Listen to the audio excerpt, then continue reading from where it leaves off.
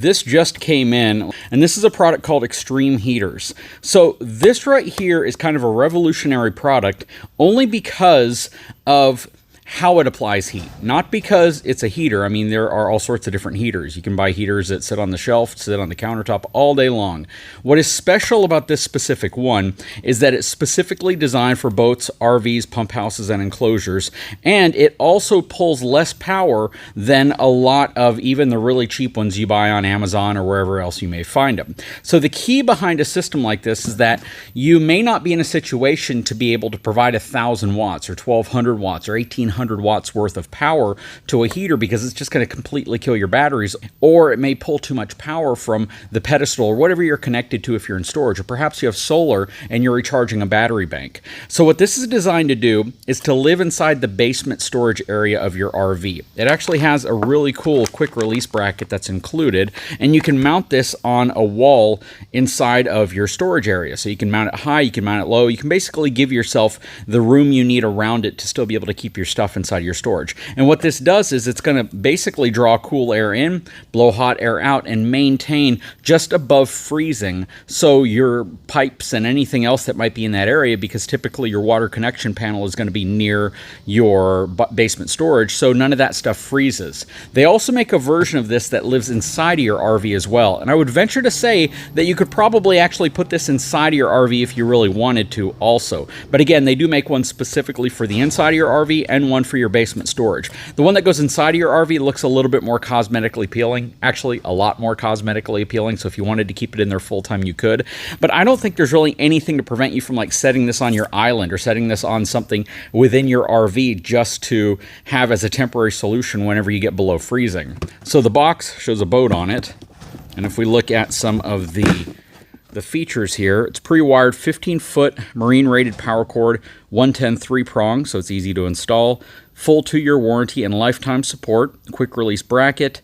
It is mil-spec, so wow, it is 810E mil-spec graded for humidity, high and low temperatures, which it should be. Water resistant, so it's specifically designed to be in a marine or moist environment. I don't think you can submerge it. I would never recommend that, but it is designed to be able to live in a more humid or wet environment, and it's really small. That's probably one of the other really cool features of this thing.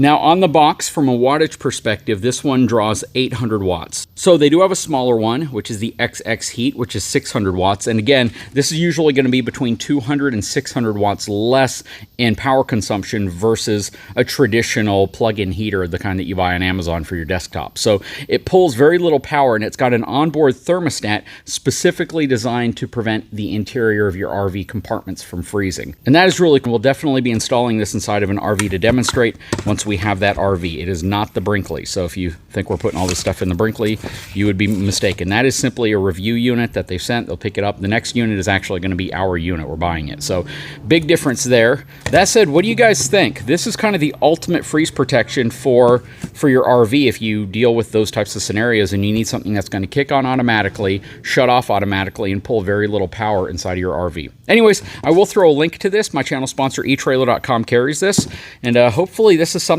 that I will be able to test out really soon. If you have this in your RV, please leave a review, leave a comment below. I'd love to know what your thoughts are. And talk about coincidence. Right when I'm about to start wrapping up and I'm about to tackle something else, look what comes in the mail. Like I hear my mailman roll up and this gets dropped in the box. This is the electric marine heater designed for the interior of the RV from Xtreme Heaters. So this one can either lay flat like this, it's got feet on it, or you can actually hang it from a wall because it's got little areas notched out so you can actually mount this to a wall. And this essentially does the same thing as this one, except it has 2 speeds.